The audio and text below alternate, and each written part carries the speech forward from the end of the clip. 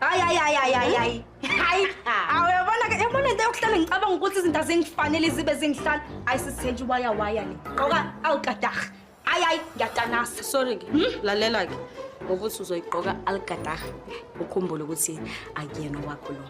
Awu. Ya, kufanele ukuthi ngumastende wale inwele. Umehluko ukuthi uzobe ungakhokhi rent ngazo. Irent uzobe uyikhokha nje ukuthi lokhu ungidayisela abantu. Okay. Yeah. Mancane ngikuphethe. Hayi. Ayabona sithenje uyana. Awutshela yini vele lebo nje washintsha umqondo phela mina ngithi ungangithandisisi.